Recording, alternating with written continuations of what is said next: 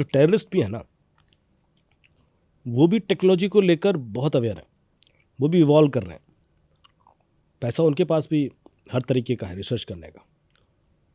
तो अभी specially JNK में ऐसे सिस्टम्स यूज़ किए गए कम्युनिकेशन के लिए जिसमें इंटरनेट की ज़रूरत नहीं होती। ओके, जिसमें ना आपको वाईफाई चाहिए ना सिम चाहिए, and still you can communicate. So जो टेररिस्ट ने यूज़ की। हाँ, वो कैसे बात करते हैं कि आजकल क्या है कि हर एक फ़ोन अपने आप में एक बहुत पावरफुल ट्रांसमीटर रिसीवर है। ओके, आपके फ़ोन में एक एप्लीकेशन डाल दी, अब इनके फ़ोन में भी एक एप्लीकेशन है, मेरे फ़ोन में एप्लीकेशन, ठीक है। सबके फ़ोन में है। तो वो एप्लीकेशन आपस में डेटा सिंक करेगी। चैट एप्लीकेशन है, जैसे मैंने चैट आपने भेजा किसी को जो यहाँ से सेक्टर 62 में रहता है, मैसेज भेजा आपने, रियल टाइम नहीं जाएगा पर उसको मैसेज मिल जाएगा 2 घंटे बाद, 4 घंटे बाद, 6 घंटे बाद उसको मिल जाएगा। उसका वो वापस करेगा, वो आपको मिल जाएगा सर बिना इंटरनेट के? बिना इंटरनेट के। कैसे मिलेगा? क्योंकि आपका डेटा यहाँ आसपास जितने लोग होंगे जिनके फ़ोन में वो एप्लीकेशन, उनसे सिंक हो जाएगा, ठीक है। इनक्रिप्टेड। अब ये लोग गए कहीं तो वहाँ जो लोग होंगे उनसे सिंक हो जाएगा। उनमें से कोई भी यदि 62 के आसपास से गुजरा ओके, तो उसको मैसेज सिंक हो जाएगा, अपना मिल जाएगा। अब ऐसा कैसे होता है मैं आपको बताऊँ कि इसमें रिलीजन कहाँ जाता है। Please please. एक प्रैक्टिस बनाई कि सब आपको नमाज के लिए इतने समय पे मिलना है, ठीक है। और उसके बाद वो पढ़ने के बाद आप अलग अलग जगह चले जाओगे, सब अलग अलग जगह जाएंगे। तो जब आएंगे तब डेटा सिंक हो जाएगा, ठीक है। जब जाएंगे तो डेटा वहाँ डिलीवर हो जाएगा। अब ऐसे में कई बार क्या होता है कि जो लोग को वो एप्लीकेशन दी गई या कई बार वो ताबीज़ के फॉर्म में भी दिया गया कि आप पहन लीजिए, Okay. इलेक्ट्रॉनिक डिवाइस जो डेटा सिंक करते हैं, तो उनको खुद ही नहीं पता कि वो लोग एक ऐसे सिस्टम का पार्ट बन गए हैं जिसमें वो टूल है। Okay, exactly. आप समझ रहे हो, उनको तो ऐसे हथियार यूज़ कर लिया, क्योंकि वो तो अपने रिलीजियस फीलिंग की वजह से उन्होंने एक एप्लीकेशन इंस्टॉल कर ली। उसमें उस एप्लीकेशन में हो सकता है कि कुछ रिलीजियस कंटेंट ही हो, बिल्कुल। बट वो बैकग्राउंड पे और क्या कर रही है उन्हें नहीं पता। ये जो डिवाइस है हो सकता है उसमें भी कोई हदीस वगैरह ही लिखी है, बिल्कुल, लेकिन बिल्कुल। उसके बैकग्राउंड में इलेक्ट्रॉनिक डिवाइस क्या कर रही है उन्हें नहीं पता। तो आपकी इमोशन को यूज़ करके एक आपको एप्लीकेशन दे दी गई, जिसकी वजह से वो जो टेररिस्ट होंगे 100 होंगे, मान लो 200 होंगे, पर उनके आपस में कम्युनिकेट हो पा रहा है। क्यों? क्योंकि 10,000 ऐसे लोगों ने वो एप्लीकेशन यूज़ कर रखी है इस सिटी के अंदर। ये इसलिए मैं देना चाह रहा हूँ क्योंकि मैं जानता हूँ कि JNK में, क्योंकि मेरे बहुत मित्र हैं, दोस्त हैं, हम तो बात करते रहते हैं, और वो दे लव इंडिया, मतलब ऐसा है। बिल्कुल। क्योंकि अभी तो जो प्रोग्रेस हो रही थी सब खुशी थे, लेकिन उन्हीं की फैमिली में कई बार ऐसे लोग मेंबर बन जाते हैं बिकॉज इग्नोरेंस। तो आपको यदि कोई ऐसा बोले कि आप कोई ऐसी एप्लीकेशन इंस्टॉल कर लो या कोई ऐसी इलेक्ट्रॉनिक डिवाइस वगैरह दे, चेक करें, वेरीफाई करें। और आप मोबी आर्मर से भी चेक कर सकते हो, वो आपको बता देगा कि ये एप्लीकेशन तो ये भी कर रही है। और जब तक आपको डिटेल नहीं पता वो एप्लीकेशन इंस्टॉल ना करें, क्योंकि हो सकता है कि आप किसी बड़े षड्यंत्र का पार्ट बन जाए। ये तो एक छोटी सी बात है, कोई बड़ा और ऑपरेशन हो रहा हो और आप टूल हो गए, ये ना हो, इसलिए ये जानकारी जानना बहुत जरूरी है। सर ये जो जैसे आप ऐप्स बता रहे हैं और ये जो टूल्स हैं, सर ये कौन बनाता होगा? इस तरीके के टूल कहाँ से बनते होंगे? और फिर ये इंडिया में अगर बाहर से आ रहे हैं तो किस तरीके से आते होंगे? क्या इनको किसी ऐप के थ्रू ही भेजा जाता है, कहीं वाईफाई के थ्रू, ड्राइव के थ्रू भेजा जाता है, या फिजिकली भी जिस तरह वहाँ से आते रहते हैं उस तरीके से आते हैं? पूरी टीम है। ओके। और आपको बताऊं कि आप APT ग्रुप की बात कर रहे थे, हम लोग एडवांस परसिस्टेंट थ्रेट ग्रुप। बिल्कुल। ये वो लोग होते हैं जो राष्ट्र द्वारा पोषित होते हैं, मतलब किसी देश की सरकारें उनको पैसा देती हैं कि आप सामने वाली कंट्रीज़ पर अटैक कीजिए, डेटा चुराइए, डिस्टर्ब कीजिए, और उसके लिए वो यूनिट खड़ी की जाती है। तो आप यदि उनको बोलते हैं APT groups, advance persistent threat groups. आप गूगल कीजिए APT groups of Pakistan, APT groups of China, APT groups of Russia, Turkey, north Korea, her country के आपको मिलेंगे। अब सबसे ज़्यादा चाइना के, उसके बाद मिलेंगे आपको नॉर्थ कोरिया, फिर मिलेंगे आपको टर्की, फिर मिलेंगे आपको रशिया, फिर मिलेंगे आपको इज़राइल, फिर मिलेंगे आपको और बाकी कंट्रीज, पाकिस्तान के भी बहुत ज़्यादा, 1-2 इंडिया का भी मिल जाएंगे। लेकिन ये इतने सोफिस्टिकेटेड अटैक इसलिए कर पाते हैं क्योंकि इनके पास पैसे की कमी नहीं है। तो हम ये माने कि कोई ऐसा नॉन टेक्निकल बंदा काम कर रहा है, ऐसा नहीं है। They are very sophisticated, well funded software developers, और उसके बाद पूरी तरीके से टेस्ट होने के बाद ये ऑपरेशन होता है। तो ये बिना किसी सरकार के सपोर्ट के हो ही नहीं सकता। पहली चीज़ जो मैं कहना चाह रहा हूँ, जब ये वाला केस भी हुआ है, पाकिस्तान कितना भी डिनाइल कर ले, पर मेरे पास ऐसे 10 कारण हैं कि मैं बता दूंगा कि ये बिना किसी सरकार के हो ही नहीं सकता। देखो, किसी भी इस तरह के अटैक के लिए 3 चीज़ों की ज़रूरत होती है। ठीक है। पहला, और ये बाकी सब, बिना कोई इनसाइडर के ऐसा अटैक नहीं हो सकता। बिल्कुल। जब तक नोएडा के अंदर कोई इनसाइडर नहीं है जो उस बंदे को कि उसको आना है, रुकना है, आते ही साथ गोली मार के थोड़ा ना भाग जाएगा वो, बिल्कुल उसको कहीं रुकना पड़ेगा। सर, इंसान गन्स बड़ी बड़ी लेके आ रहा है, है। बिल्कुल फिर उसको भागना भी है, भाग भी गए। कहाँ से भागे हैं, कैसे? पहाड़ से भागे हैं जहाँ गाड़ी भी नहीं जाती। बिल्कुल। तो लोगों ने भागने दिया, लोगों ने सपोर्ट किया, फिर बताया भी नहीं कहाँ से भागे, तो कोई इनसाइडर तो था। दूसरा कि आपको पूरा कम्युनिकेशन सिस्टम स्टैब्लिश करके दिया गया, क्योंकि आपको मैं अचानक अभी छोड़ दूं सहारा के रेगिस्तान में तो आप ऐसे ही ख़त्म। बिल्कुल। You need some communication system जहाँ कोऑर्डिनेट कर पाओ। एक साथ रहोगे नहीं, अलग अलग रहोगे, एक टाइम पे ऑपरेशन करोगे। तो उनको कम्युनिकेशन सिस्टम दिया गया जो सरकार ही दे सकती है। सैटेलाइट फ़ोन ऐसे थोड़ा मिलते हैं बाजार में जाके ले आओ। थर्ड, एग्जिट रूट वो देश ही दे सकता है कोई। एग्जैक्टली। आप इतने दिनों से कोशिश कर रहे हो, कितने सारे लोग हम जानते हैं जो विदेशों में छुपे हुए हैं भारत के, ले आओ, ला सकते हो, नहीं। क्योंकि वो देश नहीं चाह रहा है। बिल्कुल। यदि वो देश चाह रहा है तो एक दिन में आ जाएगा।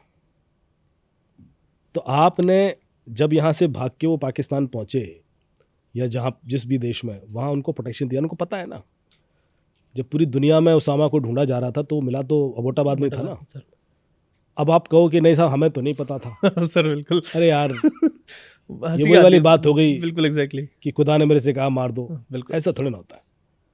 मतलब खा रहा है, पी रहा है, अपने वाइफ्स के संग है, सब कुछ है, और तुम्हें पता नहीं है। और कौन? सर, अटैकर्स पे हम बात करेंगे, जैसे कम्युनिकेट कैसे इन्होंने किया, तो क्या ये जो अटैकर्स होते हैं जैसे कि उधर देश से या पाकिस्तान से और ये अटैक करते हैं, क्या ये वीपीएन्स और डार्क वेब का भी सहारा लेते हैं? यहाँ पे भी कुछ प्लानिंग होती है? देखो, वीपीएन यदि आप यूज़ करोगे हम पकड़ लेंगे। अच्छा, वीपीएन पकड़ लेंगे। ओके। डार्क वेब यूज़ करोगे हम पकड़ लेंगे। पकड़ा ही हमने। ये होता था पहले, अब नहीं होता। अब और सोफिस्टिकेटेड तरीके हैं जो मैं नहीं हिंट दूंगा। पर ये जो वीपीएन है, डार्क वेब, तो अब पूरे हिंदुस्तान में या पूरे विश्व में हर चौथा पांचवा बंदा यूज़ कर रहा है टाइप। तो इनको तो मैं, यदि आपको लगता है कि आप इससे छुप जाओगे तो आप मिथ में हो। तो नॉर्मली क्या होता है कि जब मैं स्कूल कॉलेजेस में जाके बोलता हूँ, मैं इसलिए एक स्कूल के एग्जाम्पल दे रहा हूँ कि लोगों को लगता है कि यार बच्चे हैं, और वो बच्चे जो 7th 8th क्लास के बच्चे होंगे मैक्सिमम, और उनसे मैं पूछूंगा कि आप लोग मुझे तरीका बताइए कि मुझे इंटरनेट पर छुपना है तो मैं कैसे छुपूँ। तो बताते हैं कि साहब VPN यूज़ कर लो, डिस्कॉर्ड यूज़ कर लो, ज़ेंगी यूज़ कर लो, प्रॉक्सीज बता दिए कुछ, और एनोनिमस जितने भी ऐप्स हैं सब बता देंगे। उसके अलावा सर इनकॉग्निटो में करना चाहिए। मतलब ये जितना भी हम से आप कह रहे हैं डार्क कि वेब तक, स्कूल लेवल पे VPN से लेकर डार्क वेब तक जितनी भी चीज़ें सब जानते हैं, और ये वो बच्चे हैं जो, अब मैं कहूँ कि टेररिस्ट भी ये यूज़ कर रहे हैं तो फिर मैं बेवकूफ़ हूँ। बिल्कुल सर। टेररिस्ट डेफिनेटली इससे ज़्यादा सोफिस्टिकेटेड चीज़ें यूज़ करते हैं, क्योंकि ये तो कॉमन हो गया अब। और यदि आपको लग रहा है कि इससे आप छुप जाओगे तो ये तो सर, इसकी तरह के कोई और प्लेटफॉर्म जैसे डार्क वेब है, कुछ ऐसा चीज़ यूज़ करते हैं, या फिर ये सैटेलाइट फोन्स वगैरह के जरूरी कम्युनिकेट करते हैं? सैटेलाइट भी होता है यूज़, पर सैटेलाइट फ़ोन भी ट्रैक हो सकते हैं एक रेंज के अंदर। ओके। और इंटरसेप्ट कई बार करना मुश्किल होता है, लेकिन समझ में आ जाता है कि यहाँ इस एरिया में होंगे, हैं, तो वो लोग अवॉइड करते हैं। देखिए, जैसे ही आप भीड़ से हटोगे आपको आइडेंटिफाई करना आसान है। ठीक है। अब सैटेलाइट फ़ोन हर आदमी के पास तो होता नहीं। बिल्कुल। यदि आप लेके रखोगे तो आपको ढूंढना आसान हो जाएगा, इसलिए वो अवॉइड करते हैं। मैं भीड़ में रहूं और छुपा रहूं तो ढूंढना मुश्किल होता है। तो यदि आप भी वही यूज़ कर रहे हो जो सब यूज़ कर रहे हैं, और उसके बावजूद आप छुप पा रहे हो, तो it is much more difficult. तो इसलिए they always prefer like this. और इसीलिए मैं कह रहा हूँ कि वो अचीव करने के लिए आपको इनसाइडर चाहिए होता है, वरना आप वो नहीं अचीव कर सकते। तो इसलिए कोई भी ऐसा, जब मैंने बोला तो ऐसे नहीं बोला कि there are 3 definite things which had happened, otherwise ये नहीं हो सकता। यदि वो सैटेलाइट फ़ोन लेके आता तो धर लिया जाता। सर सैटेलाइट फ़ोन के बारे में जब सोचते हैं ना तो हमारे माइंड में आती है वो वॉकी टॉकी इतनी बड़ी वाली और ये सब चीज़ें। तो क्या अभी भी नहीं, अब तो टेक्नोलॉजी काफ़ी इतनी इवॉल्व हो सोफिस्टिकेटेड। गई है, वही मैं आपसे पूछना चाह रहा हूँ कि क्या अभी भी इतने बड़ी वॉकी टॉकीज़ होती होंगी या फिर कुछ और भी छोटे डिवाइसेज़ होते होंगे जिनको सैटेलाइट फ़ोन कहते होंगे? वो साइज़ 2-3 रीजन से बड़े होते थे। पहले तो एक तो बैटरी, क्योंकि उसमें सीधा ट्रांसमीटर सैटेलाइट तक के लिए बिल्कुल, पावर पुश करता है। तो सस्टेन करना है 1 दिन 2 दिन तो बैटरी भी चाहिए होगी 4 दिन, क्योंकि हर बिल्कुल। चार्ज तो करते नहीं फिरोगे। तो किसी भी डिवाइस का साइज़ मेनली उनकी बैटरी की वजह से ही बड़ा होता है। बाकी भी सेमीकंडक्टर इंडस्ट्री अब इतनी इवॉल्व हुई है कि सोफिस्टिकेटेड हो गए सारे डिवाइसेस, और बैटरी भी आपने देखा है कॉम्पैक्ट्स हो गई हैं। तो ऐसा नहीं है, छोटे ही हो गए सारे डिवाइस। सैटेलाइट फ़ोन भी अब काफ़ी नए-नए फॉर्म फैक्टर में आते हैं। सर जैसे कि अटैकर्स आए वहाँ से और ये अटैक हुआ, आपने बताया कि किस-किस तरीके की कम्युनिकेशन मोड्स यूज़ हुए। तो इसमें वो क्या डिजिटल फुटप्रिंट्स हैं जो वो छोड़ के जाते हैं जिनसे हम ट्रैक कर सकते हैं कि भई ये लोग आए थे, यहाँ से आए थे, इन लोगों ने ये किया और यहाँ चले गए? Very good question. देखिए, डिजिटल फुटप्रिंट ही है जो हमें हेल्प कर सकते हैं। बिल्कुल, फिजिकली ज़्यादा मुश्किल होता है, क्योंकि कोई भी आया है तो उस बंदे ने, हम ये मान के चलते हैं कि कुछ दिन तो बिताए बिल्कुल। इस ऑपरेशन से पहले। पूरी तरह उसमें से जितने भी लोग थे, एक शायद लोकल था, बाकी सारे बाहर के थे। तो जो बाहर के लोग थे वो तो आए उस समय, तो उनको क्या क्या दिक्कतें आई होंगी। दिल हैव टू हाइड देमसेल्फ। कुछ लोगों से मिले होंगे, बात किया होगा, इंटरनेट यूज़ किया होगा, कम्युनिकेशन के लिए कोई सिस्टम ज़रूर यूज़ किया गया होगा। फिर खाना पीना अरेंज करना है, पेमेंट सिस्टम कुछ यूज़ किया गया होगा। कैश लेके आए थे क्या, और what else you do in real life, day to day life. बीमार हो गए तो दवाइयाँ भी लेनी पड़ी होंगी। बहुत सारी चीज़ें ऐसी बिल्कुल होती हैं जो हमारी, यदि आप 15 दिन कहीं हो और ख़ास तौर से नए एनवायरनमेंट में हो तो पॉसिबिलिटीज़ हैं। ये तो नॉर्मल है। फिर क्या है कि अपने आप को हाइड भी करना है। तो चूंकि आपको हाइड करना है आपने, तो आप एक्स्ट्रा कॉन्शियस रहते हो। तो पहली चीज़ तो हमें देखना होता है कि कोई भी नई डिवाइस इस एरिया में आई तो हर दिन का हम देखते हैं। अभी प्रॉब्लम क्या है कि चूंकि वो टूरिस्ट प्लेस, तो बहुत सारे हाँ सर, हर दिन नए नई डिवाइस आएंगी, तो फिर हम एंट्री और एग्जिट देखते हैं।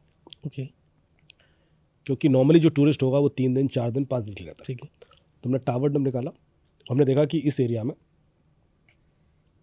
इतने लोग आए और उसके बाद वो कब निकल गए इस एरिया से, उनको बाहर निकाल दो, उनको हम टूरिस्ट मान लेते हैं। फिर जो 4 दिन रुके, जो 5 दिन रुके, जो 6 दिन रुके, जो 7 दिन रुके, 7 दिन के बाद उनका नहीं मिल रहा अचानक से, उनको अलग निकालना शुरू करो। उनको एनालाइज़र से करें। ऐसे कर सकते हैं। फिर होता क्या है कि मान लो कोई वाईफाई यूज़ कर रहा है, तो वाईफाई हॉटस्पॉट मॉनिटरिंग भी होती है, ठीक है। क्योंकि वो IPDR उसमें भी मिल जाता है डिटेल। क्योंकि आजकल क्या है कि नॉर्मल कॉल तो कोई करता नहीं है, पर इंटरनेट पर रहता है हमेशा। कोई भी होगा वो यूट्यूब शॉर्ट्स या इंस्टाग्राम हाँ रील सर, तो देख एग्जैक्टली। ही रहा है, वो तो सब कर ही रहा है। तो हम उधर वो पैटर्न निकालते हैं। फिर होता क्या है कि कुछ जब हमें IPDR मिल जाते हैं, टावर डम की बात कर रहा हूँ कि पूरे एरिया के, ठीक है सर। फिर हमें कुछ पैटर्न्स पता होते हैं कि यदि कोई टेररिस्ट है तो वो इस तरह की चीज़ें Activity, करेगा। ओके, जैसे मान लो VPN यूज़ किया उसने, ठीक है। तो उन्होंने अलग कर लिया। या उसने कोई रिलीजियस ऐसी कंटेंट एक्सेस किया जो जिससे शक हो रहा है आमतौर पे लोग नहीं बिल्कुल, ठीक करते, या बाहर की वेबसाइट है, ISIS की है, कहीं ऐसी है, तो वो निकाल सकते हैं। सो वील ऑलवेज सी दी एनोमलीज, कि इस पूरे डेटा में कोई एनोमलीज है तो वो फिल्टर आउट करना शुरू करो। उसके बेस पे एक पैटर्न बनता है, उस पैटर्न के बेस पे देखते हैं कि अब जब पैटर्न बन गया तो इनकी फिर लोकेशंस का पैटर्न निकालो। ये समझ आ गया, हमें नहीं पता कि लोग सही हैं, गलत हैं, क्रिमिनल हैं, टेररिस्ट हैं, पर मुझे पैटर्न मिल गया। अब उस पैटर्न के बेस पे देखूंगा इनकी लोकेशंस क्या, मूवमेंट्स क्या रहे। ठीक है। उस मूवमेंट में कहीं पे भी मेरी वो लोकेशन आ गई जहाँ इंसिडेंट हुआ है, तो मेरा वर्कआउट तो हो वो जाएगा। आइडेंटिफाई हो गया वो पर्टिकुलर। सर ये टावर डंप में ये लोगों को निकालना कितना मुश्किल होता होगा, बिकॉज लाखों नंबर या फिर हज़ारों कई नंबर चल रहे होंगे, वो उसमें से कितना मतलब कॉम्प्लिकेटेड काम होता होगा ये? बहुत कॉम्प्लिकेट, बहुत टाइम लगता है। इसीलिए मैं कह रहा हूँ ये इतना स्ट्रेट फॉरवर्ड नहीं जैसे मैंने बोला कल हाँ सर, होगा। जैसे आप मतलब सर ने बोल दिया कि टावर हमने निकाल लिया। बहुत बहुत मुश्किल। लेकिन इसमें होगा क्या कि विद AI अब चीज़ें थोड़ा सा इम्प्रूव हो जाएंगी, अभी तक नहीं थी। क्योंकि बहुत सारा एनालिसिस अब एआई के थ्रू थोड़ा फास्ट हो जाता है। पहले क्या होता था, यही चीज़ें मैनुअली होती थी, और मैनुअल इसका करना मतलब घास के ढेर में सुई निकालने वाला है। टाइम भी बहुत लगता था, गलत डेटा भी निकल आता था। कई बार ऐसा होता था कि एक गलत आदमी तक पहुंच गया, टाइम वेस्ट हो गया, अरे अरे अरे हो गया, वर्कआउट हो गया, पहुंचे उस तक, उठाया उसको, वो 85 साल का आदमी निकला। क्यों निकला? क्योंकि उसको बेवकूफ़ बना के कोई उसका सिम यूज़ कर रहा था या उसका वाईफाई यूज़ कर रहा था। तो ऐसी चीज़ें भी होती। फाइन। और सर एक चीज़ और मैं आपसे पूछूंगा, इवन दो मतलब आप देखिए उसको कैसे आंसर करेंगे, इतना सारा सेंसिटिव हो जाएगा कि जो स्पाइस होते हैं दूसरे कंट्रीज़ के, ये क्या क्या चीज़ें यूज़ करते होंगे? क्या ये आई थिंक बहुत सारी चीज़ ऐसी होती है कि कभी हम देखते हैं हनी ट्रैपिंग हो गई किन्हीं लोगों की, कुछ चीज़ें सब चीज़ होते हैं, तो वो तो नॉर्मल इंटरनेट के थ्रू, फेसबुक के थ्रू होगी, इंस्टा के थ्रू होगी। लेकिन जो बड़े स्पाइस हैं, यहाँ से इन्फॉर्मेशन उधर पहुँचाते हैं एक कंट्री से दूसरी कंट्री में, ये कौन से सर्वर्स यूज़ करते होंगे? क्या टेक्नोलॉजी और कौन से प्लेटफॉर्म्स यूज़ करते होंगे? आपको पता था टॉर बना क्यों था? सर आपने बताया था। टॉर किसने बनाया था? यूएस। यूएस गवर्नमेंट ने, यूएस डिफेंस ने। डार्क वेब का जो कोर है, Tor is the onion router protocol. So the Tor protocol was developed by US defence. क्यों बनाया था? क्योंकि उनके जितने भी Secure स्पाइस communication। थे, जो जासूस थे, वो इधर उधर थे, उनसे कम्युनिकेट करने के लिए, जो अफगानिस्तान में थे, इराक में थे, ईरान में थे, तो उनसे वो बिना लोकल गवर्नमेंट के कोई सर्वेलेंस पॉसिबिलिटी के बातचीत कर सकें। तो उन्होंने एक प्रोटोकॉल बनाया। वो क्या एंड टू एंड एन्क्रिप्टेड है, और जो उसका कम्युनिकेशन सिस्टम भी है वो भी peer to peer encrypted dynamic है। तो उससे क्या है कि उसको एक इंटरसेप्ट करना भी मुश्किल है और आइडेंटिफाई करना भी मुश्किल है, एनोनिमाइज हो जाते हो आप। पर फिर वो पब्लिक हो गया, लीक करके कम्युनिटी ने उसको ले लिया, और उसके बाद एक कम्युनिटी ने उसको बिल्ड करना शुरू किया, तो इवेंचुअली वो डार्क वेब बन गया। ये थेरी है। हो सकता है जानबूझ के लीक किया गया। ओके, मैं इसलिए बार बार हिंट दे रहा हूँ क्योंकि हमको एनएम के बारे में तो पता ही है। आपने बताया था। तो जो कंट्री का स्टाइल ऑफ वर्किंग ये है कि ऐप बनाएंगे, चुपचाप क्रिमिनल के थ्रू प्रमोट कराएंगे, और जब सारे क्रिमिनल यूज़ करना शुरू कर देंगे तो उसके बाद धप्पा कर देंगे और उठा लेंगे सबको। तो हो सकता है डार्क वेब भी वो यही करने के लिए कर रहे हो। तो पॉसिबिलिटी सारी है। तो आप किसी भी ऐसी चीज़ पर ब्लाइंडली ट्रस्ट न करें, और जिसका मैं पहले से ही बोलता रहा हूँ, चाहे वो कोई ऐप हो।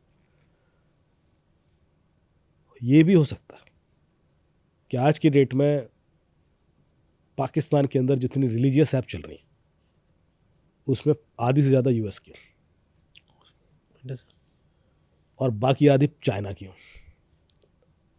चाइना यदि कंट्रोल करके बैठा है पाकिस्तान को, वही दे रहा है ना जो तुम्हें चाहिए, वो तुम्हारा दिमाग जान के वैसे ही परोस रहा है, और उसे जो करना है वो करेगा, उसको तुम नहीं रोक पाओगे। चाइना ने आत्म मचा रखी है अपने देश में, बिल्कुल। पर आप उधर इग्नोर कर दो। क्यों? क्योंकि आपको वो उस तरह का डेटा दे ही नहीं रहा, उसने कंट्रोल कर रखा। जब इंडिया में टिकटॉक बैन हुआ, तो इंडिया में बैन किया, बाकी देशों ने नहीं किया। बिल्कुल। 2019 में हुआ था बैन। हाँ सर। मैंने आपको डेटा दिखाया था कि टिकटॉक क्या क्या लेता है, बिल्कुल। रिलीजियस आइडियोलॉजी तक ले लेता है और पॉलिटिकल आइडियोलॉजी भी ले लेता है। अब आप जरा गौर से देखो आज की सिचुएशन, कि जिन देशों ने बैन नहीं किया उनकी क्या हालत है।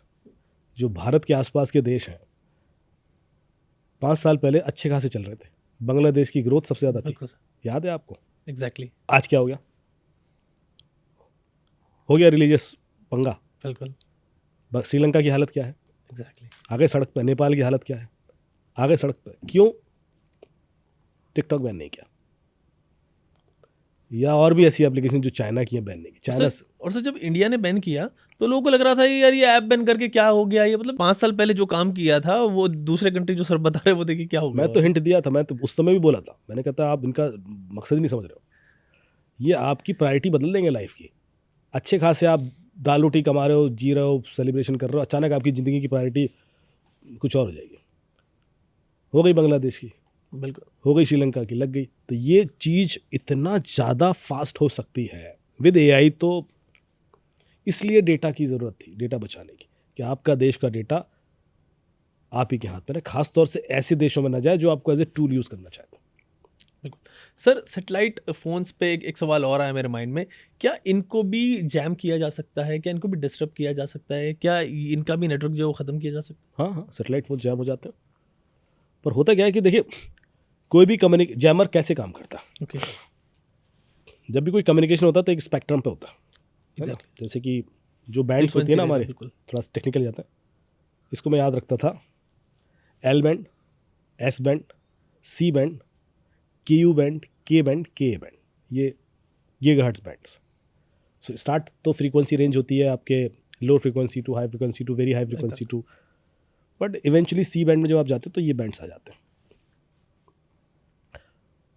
तो सैटेलाइट भी वहीं कहीं है, उसमें एक कोई बैंड यूज़ करा और जो आपका फ़ोन होगा उसको एक पर्टिकुलर उस सैटेलाइट के हिसाब से स्पेक्ट्रम दिया गया। यदि मैं उस स्पेक्ट्रम पर हाई पावर जनरेट करूँगा तो आपका फ़ोन जैम हो जाएगा। तो मुझे पता होना चाहिए कि आपका स्पेक्ट्रम क्या है, कौन सा फ़ोन है, क्योंकि मैं हर एक फ्रीक्वेंसी पर हाई पावर जनरेट नहीं कर सकता। यदि मैं करूँगा तो बाकी सब चीज़ें भी जैम हो जाएंगी। तो वो चीज़ ट्यून करके Okay, that आइडेंटिफाई particular करके frequency. फिर आप कर पाते हो। जैसे कि आप बॉर्डर पर कोई फ़ोन जैम करना चाहते हो तो रिस्क ये है ना कि आप भी अपने भी तो कर लोगे, Exactly. फिर आप कैसे कम्युनिकेट करोगे? तो टेक्नोलॉजी ऐसी इस्तेमाल करोगे दुश्मन की तो हो जाए, आपका Exactly. ना हो। तो आपको फिर वैसे सिस्टम यूज़ करने पड़ेंगे जहाँ पर, जैसे कि फिर क्या करते हैं, वेरिएबल फ्रीक्वेंसी यूज़ होती है कि मैं एक फ्रीक्वेंसी पे ट्रांसमिट करूँगा नहीं, वो हर एक पीरियडिकली फ्रीक्वेंसी चेंज करता रहेगा। So there is a range of band which is much bigger. अब उस बैंड में हाई पावर जनरेट करने का मतलब है ज़्यादा एफर्ट लगाना, because it's a bigger band जिस रेंज में वो वेरी कर रहा है। सो आपको ये भी पता पड़ेगा कि इस रेंज में वेरी करेगा, but you can't push Exactly. High power spectrum. So वो पता होना कि किस समय वो किस बैंड में करेगा, फिर वो जानना ज़रूरी होता है। तो ये इस वजह से चीज़ें कॉम्प्लिकेटेड होती चली जाती हैं, बट होते हैं, जैमर्स आते हैं। सर जैसे कि वहाँ से लोग इधर आते हैं, टेरर अटैक्स वगैरह करते हैं, इसमें पेमेंट की भी बहुत आती है कि पैसे इनको फ्राहम किए जाते हैं, उधर से पैसे मिलते हैं। तो पेमेंट में आता है कि हमारे यहाँ पे ये चीज़ आती है कि देखिए क्रिप्टो में इनको बहुत ज़्यादा ये सब चीज़ चलती है, टेरर फंडिंग चलती है। तो इसमें डिजिटल पेमेंट सिस्टम जो क्रिप्टो है, इसका कितना रोल होता है? बहुत ज़्यादा। अब जैसे लोग क्रिप्टो जैसी बात करते हैं तो सोचते हैं बिटकॉइन, बिल्कुल। तो बिटकॉइन तो बहुत पीछे आ गया। बिटकॉइन अब बहुत ज़्यादा यूज़ होता नहीं है। अब आ गया मोनेरो। सो मोनेरो एक नया करेंसी है जो नॉर्मली टेररिस्ट यूज़ कर रहे हैं, या ऐसे क्रिमिनल यूज़ कर रहे हैं जो इनह्यूमन क्राइम्स करते हैं, हीनियस क्राइम जो करते हैं, उनके यहाँ मोनेरो बहुत पॉपुलर हो गया है। मोनेरो के बाद जी कैश है, बिटकॉइन कैश है, डी कैश करके भी कुछ है। मतलब इस तरह की जो नई नई करेंसीज आ रही है ये ज़्यादा प्रोमिनेंट हो गई है और बिटकॉइन थोड़ा सा बैक बर्नर पे गया है। बिटकॉइन मुझे ऐसा लगता है कि पहले भी हमने डिस्कशन किया कि ये भी कुछ लोगों द्वारा मूवमेंट चलाया गया है और वो अपने हिसाब से इस पैसे को मूव करते हैं। इसका मेजर जो रोल है वो डेफिनेटली डार्क वेब में है, क्योंकि डार्क वेब में आज भी 80% वेबसाइट ऐसी हैं जो बिटकॉइन में ही पेमेंट लेती हैं और bitcoin is the only way of paying them. और भी कई कुछ में ऑप्शंस मिलते हैं आपको, मोनेरो का, इथीरियम का, लाइट कॉइन का, ये सब मिलते हैं, बट 80% 70% मेरे ख्याल से अभी भी वही है। पर डार्क वेब जैसी ही कुछ ऐसे पोर्टल हैं जो सरफेस वेब पर है but they use similar technologies to keep anonymity, वहाँ पर मोनेरो के थ्रू मूवमेंट्स होना शुरू हो गया है। सर जैसे हम एआई पे बात कर रहे थे कि एआई इवॉल्व होगा अगले 4-5 हाँ साल जी। में, तो क्या अब जाके जैसे कि लोग हैं मोबाइल फ़ोन यूज़ करते हैं, उनकी हैबिट आपको पता लग जाती है कि थ्रू कि क्या करेंगे, क्या नहीं, क्या पढ़ते हैं, क्या समझते हैं, किस तरह का कंटेंट देखते हैं। तो क्या आगे 4-5 साल में जाके जब एआई इतना इवॉल्व हो जाएगा, तो क्या उन लोगों की प्रोफाइलिंग की जा सकेगी कि भाई ये लोग हैं जो टारगेट किए जा सकते हैं दूसरे कंट्री से इनसाइडर बनने के लिए, टेरर ग्रुप्स का हैंडलर बनने के लिए, जो यहाँ से हेल्प कर सकते हैं? ये आज भी हो रहा है, उनको प्रोफाइल ही कर दिया गया है। ओके। जो ये लोग सोच रहे हैं कि ये अपने हिसाब से चल रहे हैं, ये अपना दिमाग चला ही नहीं रहे, ये ऑलरेडी पपेट है, मैं कहता हूँ ये गुलाम है। इनको प्रोफाइल करके इनको कंट्रोल कर लिया गया। अब एआई जो करेगा मैं बताता हूँ, हमारी हो सकता है 8-10 साल में आदत ये हो जाए कि यदि मुझे खांसी आ गई और मेरे घर की घंटी बज के मुझे कोई दवाई नहीं आई तो मैं कहूँगा यार ये क्या मजाक है, okay. What nonsense is this.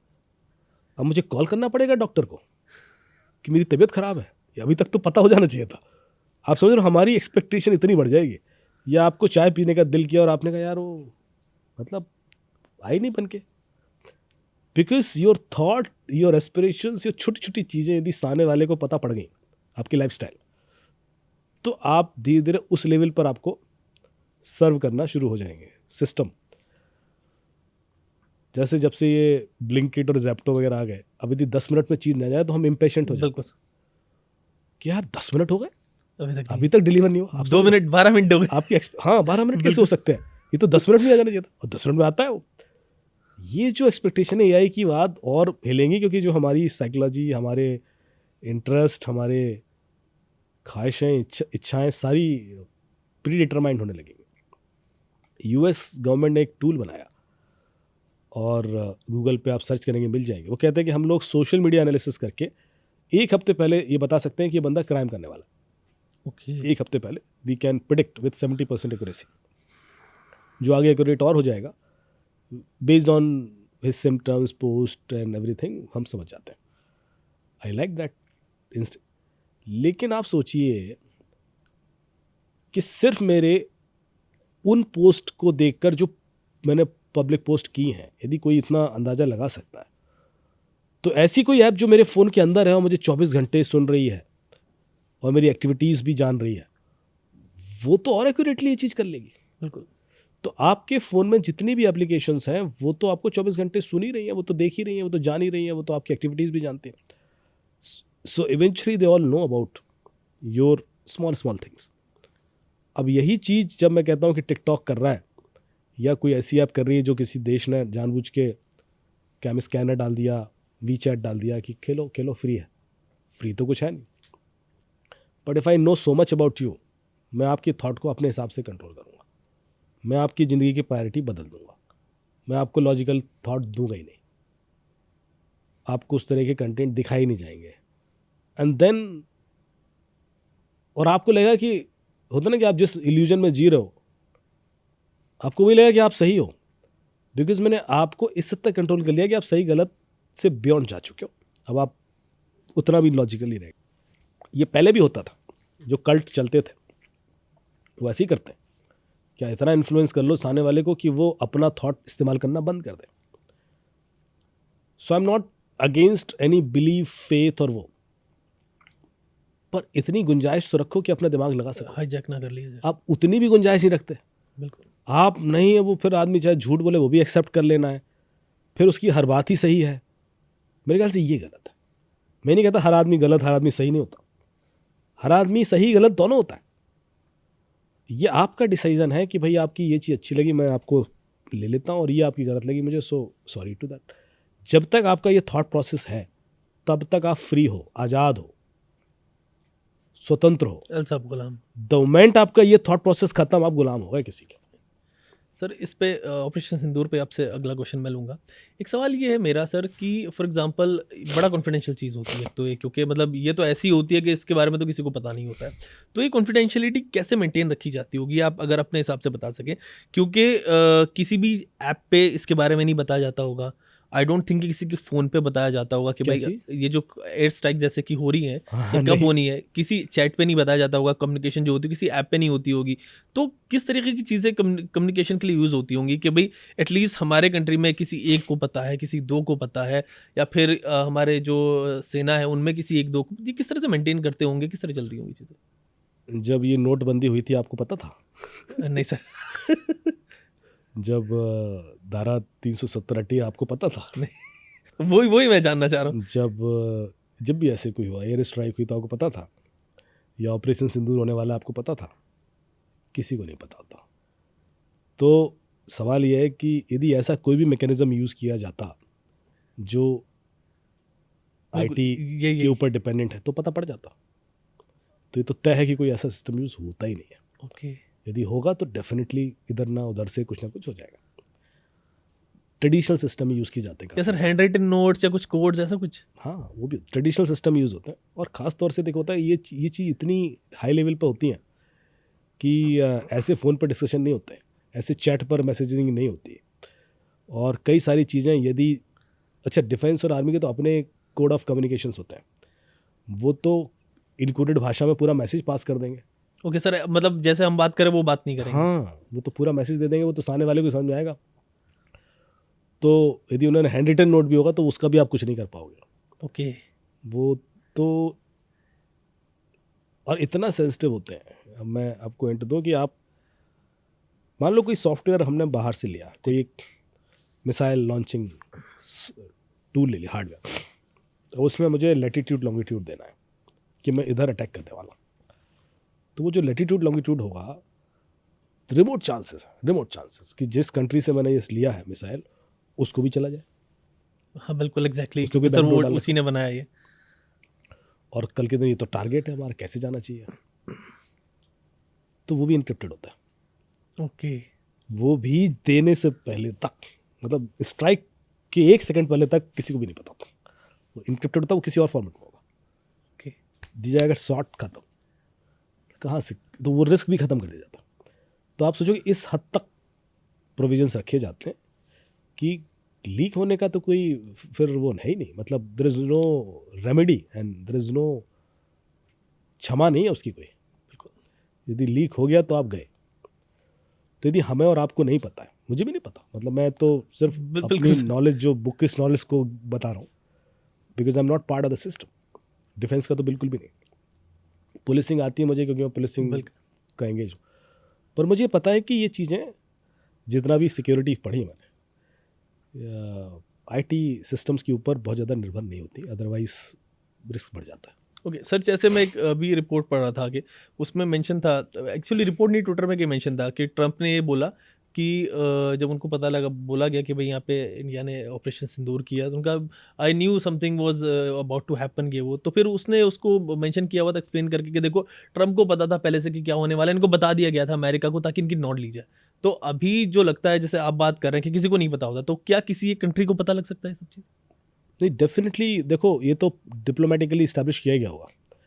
Bharat ने जितने भी मिडिल ईस्ट कंट्रीज़ हैं उनको कॉन्फिडेंस में लिया होगा, भारत ने अपने जितने नेबर दोस्त हैं उनको कॉन्फिडेंस में लिया होगा, रशिया को लिया होगा, जो भी एक सपोर्ट सिस्टम तो खड़ा करते ही है ना आदमी।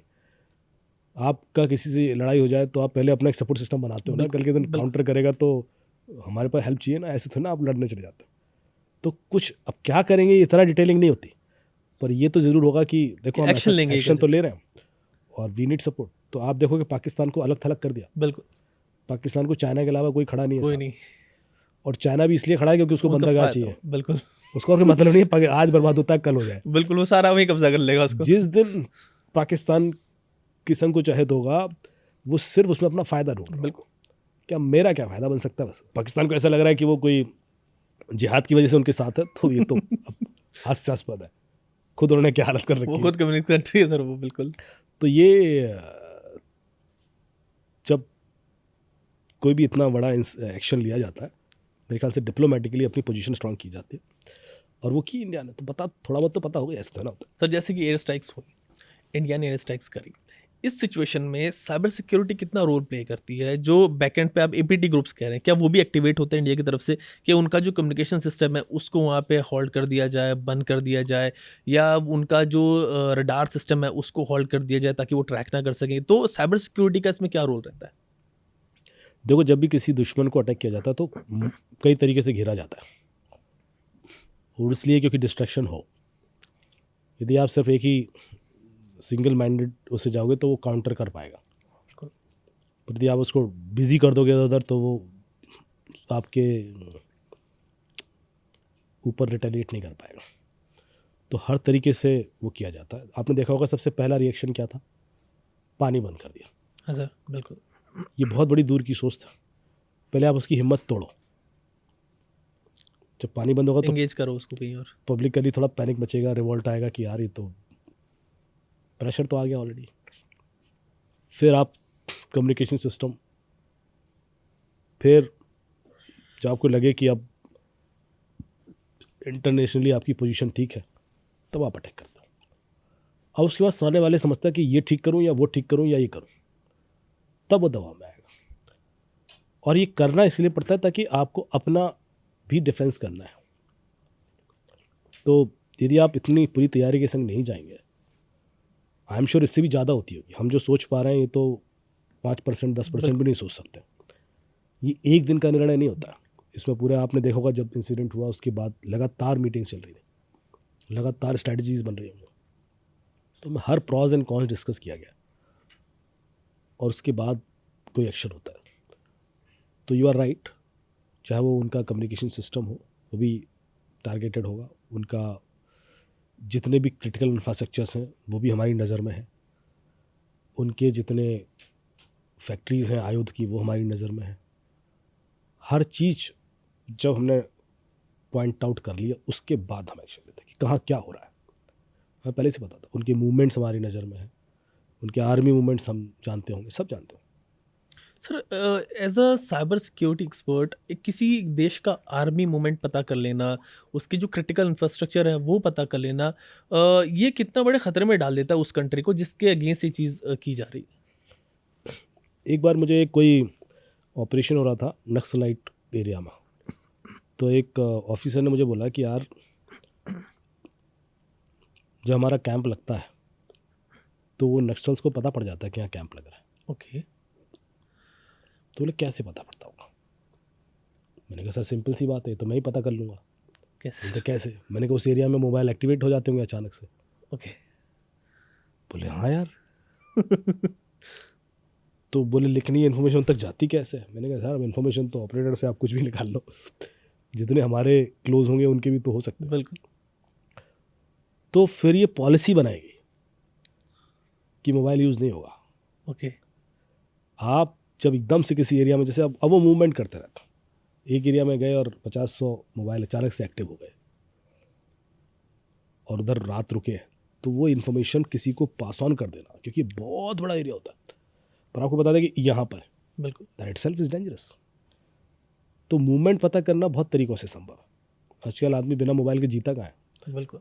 तो वो तो हो ही जाता है, but otherwise also there are various traditional method also जिनसे समझ में आता है, और फिर सैटेलाइट तो है ही जो काफ़ी चीज़ें कवर कर लेता है। सर, हमने बात की थी एक बार पिछली पॉडकास्ट में न्यूक्लियर वेपन्स के बारे में कि कैसे वो कोडेड होते हैं, तो आज थोड़ा वो रेलेवेंट हो गया। मैं चाहूँगा मतलब उस पर भी आप टच करें। वहाँ के मिनिस्टर्स बड़े बात करते रहते, हम न्यूक्लियर वॉर छेड़ देंगे, हमने बना के नहीं रखे, ऐसे नहीं करे। तो न्यूक्लियर वेपन यूज़ करना ये कितना, मतलब सिर्फ क्योंकि कहना ही होता है ऐसा, क्या आपको लगता है कि कभी लाइफ में हो पाएगा ऐसा भी? प्लस इनकी सिक्योरिटी सिस्टम जैसे आपने पहले बताया था, उसको थोड़ा सा एक बार और एक्सप्लेन करें। देखिए कुछ चीज़ें सिर्फ इसलिए होती हैं ताकि प्रोएक्टिव डर बना रहे। ठीक है। इस्तेमाल जब यूएस ने भी किया था तो बेवकूफ़ी ही थी, और उस इस्तेमाल के बाद से आज तक हम लोग एक लंबा अरसा इवॉल्व कर चुके हैं। हर आदमी इतना तो जानता ही है कि न्यूक्लियर यदि अटैक होता है तो वो सिर्फ उस देश का नुकसान नहीं होता, पूरी अर्थ का होता है, पूरा अर्थ तहस हो सकती है। और अभी जिस हद तक लोगों के पास हैं, इतने हैं कि पूरा अर्थ ख़त्म कर सकते हैं। फिर काहे के लिए लड़ रहे थे? एग्जैक्टली। जब फिर लड़ी काहे के लिए रहे थे? दैट इज द पॉइंट, मतलब बहुत गहरी बात है। आप ख़त्म ही करना चाहते हो, बस यही रह गया है। आप लड़ रहे हो कि आपको वो ज़मीन मिल जाए, अरे वो ज़मीन ख़त्म हो गई, आप भी ख़त्म हो गए। तो इससे अच्छा हम उस न्यूक्लियर एनर्जी का इस्तेमाल करें कि हम चंद्रमा पे बस्तियां बना लें, या हम मार्स पे चले जाएं, तो मुझे बात लॉजिकल लगती है। क्योंकि जो बंदा प्रोग्रेसिव होगा, इलॉन मस्क की बात मुझे इसलिए तो पसंद आती है कि यार सोचो तो, एटलीस्ट सोचिए। तुम तो फंस गए हो, तुम तो वहीं फंस गए हो कि वो न्यूक्लियर छोड़ देंगे, फला कर देंगे। जब कोई मुझे कॉल आते हैं ना कि साहब प्रॉब्लम है, हेल्प कर दीजिए, क्या प्रॉब्लम है? अरे यार वो फलाने पड़ोसी ने मेरी नाली पर कब्जा कर लिया है, तो मुझे इतनी दुख होता है। मैंने कहा अपने साथ लेके जाओगे बना ली तुम? हमारी ज़िंदगी की प्रायोरिटीज़ इतनी छोटी है कि हंसी आती।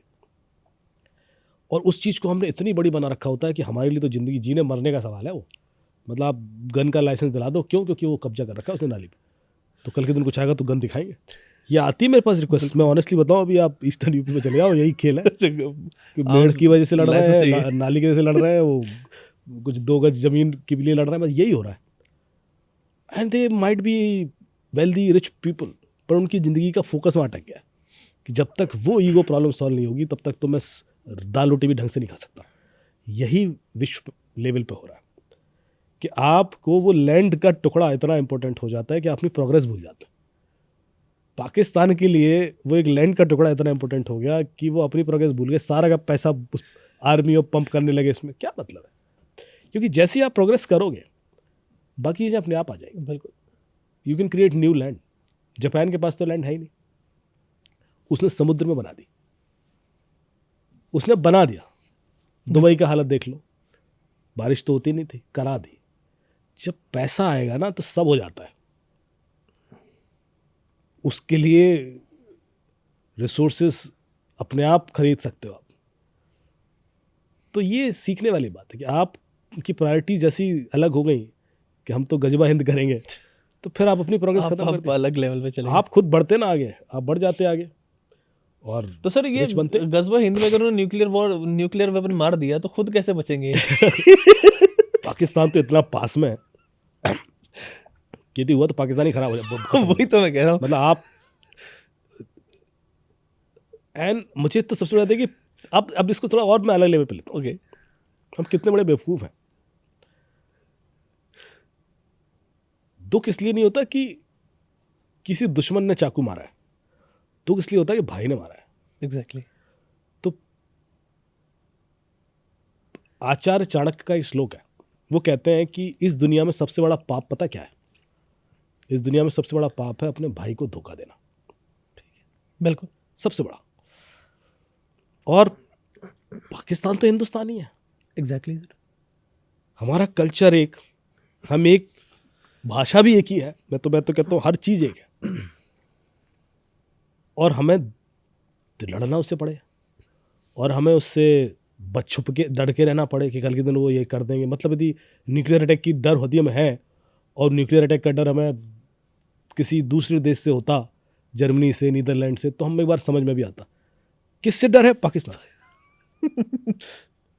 सर आ सकते चाइना से भी नहीं है, बिल्कुल। चाइना से भी नहीं हमें डर। मतलब हमें किसी भी देश से नहीं, हमें और पाकिस्तान कौन है? हमारा अपना। सोचिए किस हद तक एनिमोसिटी क्रिएट हो जाती है कि आप अपने भाई को सबसे बड़ा दुश्मन समझ लेते हैं। यह है। यदि हिंदुस्तान में कुछ भी खत्म होगा ना तो पाकिस्तान में सब कुछ खत्म हो जाएगा। एग्जैक्टली। एक बार किसी बहुत बड़े पाकिस्तानी सिंगर का इंटरव्यू देख रहा था मैं, अभी नाम याद नहीं आ रहा मुझे, फेस याद आ रहा है। तो उनसे पूछा गया कि पाकिस्तान की जो म्यूज़िक है तो बोले वो उसके बारे में आप क्या कहेंगे, इस तरह से जो उनका मौसीकी है और जो, तो उन्होंने बड़े अच्छी बात बोले पाकिस्तान का अपना कोई म्यूज़िक है ही नहीं। बिल्कुल। बोले पाकिस्तान का कोई, सब जो कुछ है हिंदुस्तान का है। बोले यही हमने ऊपर पन पाया है। बोले हमारे यहाँ तो मौसीकी अलाउड भी नहीं थी। बिल्कुल हमारे यहाँ तो गाना बजाना स्कॉलर्स देखे तो बिल्कुल गलत माना जाता है, लेकिन बिकॉज हम हिंदुस्तान का पार्ट हैं रहे, इसलिए है। और इतनी अच्छी है कि हम हिंदुस्तान से बेटर कर पा रहे हैं। कई जगह तो they are giving better music. ये इतनी अच्छी लाइन लगी मुझे। मैंने कहा जब आप सच्चाई एक्सेप्ट कर लेते हो ना, या जो भी इस तरह की चीज़ें जो कॉमन है, उसकी वजह से जुड़ना चाहिए। बिल्कुल। उसकी वजह से हमें एक फील होना चाहिए इंस्टेड ऑफ कि हम दुश्मन हो जाएं। और जब तक हम उस लेवल पे नहीं जुड़ेंगे और उसमें सारा जो बवाद है वो एक रिलीजन की वजह से आ जाए, यार यहाँ पर सारे हैं। बिल्कुल। कभी देखा है कि कोई जैन खड़ा हो जाए कि नहीं साहब हमें अलग राष्ट्र चाहिए, कोई क्या कहते हैं यहूदी खड़ा हो जाए हिंदुस्तान के अंदर, और ये सालों से रह रहे हैं, 300-400 साल से तो रह ही रहे हैं सारे। ऐसा नहीं है कि जो भी 150 रिलीजन होंगे यहाँ पर, क्योंकि हमें वो रहना आता है। जो एक प्रॉब्लम आती है वो यदि किसी एक पर्टिकुलर रीजन की वजह से आती है तो उस रीजन में कहीं ना कुछ गड़बड़ हो रहा है, क्योंकि हमें साथ रहना नहीं आ रहा है। और द मोमेंट हमें साथ रहना आ जाए तो हम इस विश्व को इतना खूबसूरत बना सकते हैं कि उस खुदा को भी रश्क होगा कि क्या कर दिया उसने, उसकी खुशी के लिए कर दो कम से कम। सर आपने जैसे एक बार बताया था कि हम इंटेलिजेंट क्रिएटर पे बात कर रहे थे कि खुदा है, मैथमेटिशियन है। आपने कहा कि वो इसी तरीके की चीज़ें हैं तो वो चाहता है कि उसको ढूंढो। कि हम सब एक चीज़ तो मानते हैं कि खुदा ने जो भी किया है वो अमेजिंग किया है। मतलब इतनी छोटी छोटी निटिग्रिटी, आज भी मैं ऐसे ऐसे कुछ बर्ड्स देख लेता हूँ जो हमने कभी देखे नहीं है, और भाई ऐसा भी है। अभी एक वर्ड का मैं वीडियो देख रहा था जो हॉरिफिक आवाज़ निकालता है। ओके। हॉरर, मतलब उसको आप 5 मिनट सुन लोगे तो आप डर जाओगे। वो लिटरली मतलब वैसी जैसे हॉरर फिल्म का म्यूजिक हो ना, वैसी आवाज़ निकालता है। मैंने कहा यार आज तक नहीं देखा था मैंने ये। या ऐसे स्नेक्स देखते हैं नए नए तरीके के, मतलब अनगिनत क्रिएचर ऐसे हैं जो आपने कभी देखे नहीं होंगे। और देखेंगे भी नहीं। और एक ज़िंदगी में तो आप देख ही नहीं सकते। बिल्कुल। फिर अनगिनत ऐसे ज्योग्राफिकल जगह हैं जो आपने देखी नहीं होगी। अब मैं बताता हूँ, मैं गया माउंट आबू, तो माउंट आबू में वशिष्ठ आश्रम है। तो मैं रात में बैठा था कमांडेंट साहब के संग, तो बोले आप क्या क्या देख लिए? अच्छा, माउंट आबू राजस्थान तो गर्मी वाला इलाका है, वहाँ का हिल स्टेशन है वो। तो राजस्थान गर्मी वाली जगह पे एक ऐसा पहाड़ जहाँ पर ठंडा रहता है। तो बोले वहाँ गए वशिष्ठ आश्रम। मैंने कहा नहीं साहब, मैं तो नहीं गया, यहाँ है क्या? बोले हाँ हाँ, जहाँ वशिष्ठ मुनि ने राम लक्ष्मण की शिक्षा दी थी वो यहाँ है। तो बोले कहाँ है? बोले वो घाटी में जाना पड़ेगा आपको, बहुत नीचे, जब जाओगे तो इसलिए कोई जाता नहीं क्योंकि बहुत टफ है, मतलब करीब 2000 सीढ़ियाँ नीचे जाके, और वहाँ भालू वालू भी दिखेंगे, चलते फिरते आपको जानवर दिख जाएंगे, लेकिन कोई कुछ करेगा नहीं, बट हिम्मत है तो चले जाओ। तो मुझे बड़ा वो लगा, उत्सुकता हुई, तो मैंने कहा मैं जाऊँगा। तो मैं गया, कमांडेंट भी गया, फैमिली के संग गया, बच्चों के संग उतरते गए। हम देख रहे हैं बहुत गुफाएं हैं, भालू की गुफाएं वो, पर शायद दोपहर थी तो कोई ऐसा नहीं दिखा, लेकिन हम उतरते चले गए। नीचे गए तो वहाँ पर वशिष्ठ मुनि का आश्रम, और ऐसा कि 2000-4000 साल पुराने मंदिर वाला, टूटे फूटे से बने हुए थे, और वहाँ पे एक साधु बाबा रहते थे। तो उन्होंने 2 चीज़ें दिखाई। मैं इसलिए बता रहा हूँ कि लोग कभी जाएंगे नहीं, देखेंगे नहीं। बिल्कुल। तो एक था, एक बोले यज्ञ कुंड था, ऐसे यज्ञ कुंड है, इसमें ऐसे पत्थर है, बोले इसमें हजारों सालों से यज्ञ होते हैं। तो बोले इस वजह से यज्ञ हो रहा है, आप जो भी ऊपर संविदा है या जो लकड़ियाँ हैं वो हटा दो, ऐसे हाथ से हटा दिया, हो गया यज्ञ। और उसके ऊपर एक लकड़ी ला के रखो, तो 4-5 सेकंड बाद उसमें आग लग जाएगी, अपने आप आग लग जाएगी। अच्छा, वो पत्थर जो ठंडा है, जिस पे वो रखने पे आग लग रही है, पर जैसे वो रखोगे आप, उसमें आग लग जाएगी, पर उसमें धीरे धीरे लकड़ियाँ डालते रहो, यज्ञ करो और चले जाओ। तो बोले ये सालों से ऐसे हो रहा है। तो मुझे बड़ा अजीब लगा। फिर उन्होंने कहा कि बाहर जाओ, वहाँ पर सरस्वती नदी का उद्गम मिल जाएगा आपको।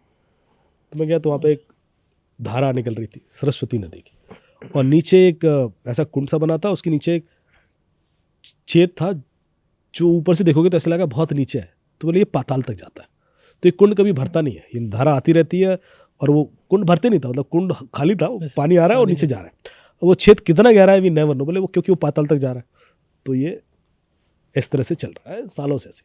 तो जो पानी लेना है वो धारा से ले लो। फिर बोलते हैं कि ये जो नदी का जो धारा है, सुबह ब्रह्म मुहूर्त में 1 घंटे के लिए 5 बजे से 4:30 से 5:30 बजे तक ये गर्म पानी आता है इसमें। ओके। तो मैंने कहा अच्छा? बोले हाँ। मैंने कहा ना, ऐसे थोड़े से। बोले पूरे टाइम ठंडा आएगा, बर्फ जैसा पानी। बोले सुबह आ जाना, ब्रह्म मुहूर्त में गर्म ही आएगा। तो हम रुके, और अगले दिन सुबह टेस्ट किया, तो जैसे ही वो मतलब 4-4:30 के बाद उसमें गर्म पानी एकदम से उबलता भाप सा आएगा, और सूरज की पहली किरण जैसी निकलना शुरू होगी, वो ठंडा होना शुरू हो जाएगा। तो मुझे बड़ा अजीब लगा। उन्हें उसके पीछे कहानियां हैं, हाँ। पर मैं इसलिए बता रहा हूँ कि जाओ देखो दुनिया। एग्जैक्टली। इसके पीछे साइंस है, जो भी है वो सेकेंडरी है, पर एंजॉय तो करो, एंजॉय करो, लाइफ तो देखो, क्या लाइफ में क्या क्या कर दिया, और जिसने भी किया कितनी खूबसूरती से किया।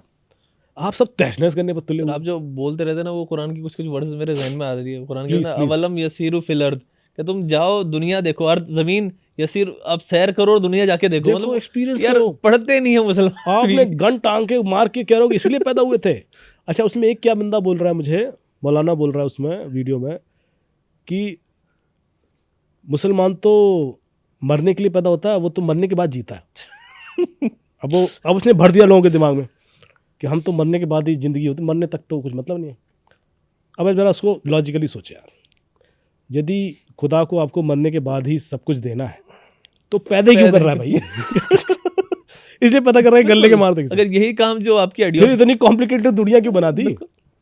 उसने पहले इतनी अच्छी दुनिया बनाई, उसमें इतनी सारी वेरिएशन ऑफ चीज़ें जो मैं आपको बता रहा हूँ। मतलब मैं तो वही पता जो मैंने अनुभव किया, मैं तो 1% भी अनुभव नहीं किया अभी लाइफ में, जबकि आधी ज़िंदगी जी चुके हैं, और अगले कुछ सालों में 2% भी नहीं कर पाएंगे, जबकि मैं कम से कम 40-50 देश घूम चुका हूँ। लेकिन मुझे पता है कि जब भी मैं किसी देश में जाता हूँ, मैं शाम को काम के बाद होटल से निकलता हूँ और वॉक करना शुरू कर देता हूँ, करता रहता हूँ वॉक, जब तक मेरे पैर थक नहीं जाएंगे मैं वॉक करता रहूँगा, सीधा रोड। बिल्कुल। और फिर वापस आता हूँ, और जब मैं वापस आता हूँ तो वो शहर मेरी अंदर समा चुका होता है, मतलब I can feel and I can write about it. ये तो मैं एक शहर की बात कर रहा हूँ। ये एक्सपीरियंस जब आप नेचर में जाओगे तो वो वाला करोगे आप। जैसे आप देहरादून चले जाओ, मसूरी चले जाओ, उत्तराखंड चले जाओ, जाते हैं लोग, आपको ये अनुभव करने के लिए भेजा है। बिल्कुल। और यदि आपने नहीं किया तो आपने ज़िंदगी वेस्ट कर दी। यदि आप उलझे रहे फालतू की चीज़ों में, अरे इतनी वेरिएशंस दिए यार, अनुभव तो कर लो, देख लो। नहीं करना लोगों को, पहचान नहीं रहे, खुदा भी नहीं पहचानते सर, ये चीज़ होती है। सर चलिए उस पर फिर से मैं लौटूंगा इसी पे।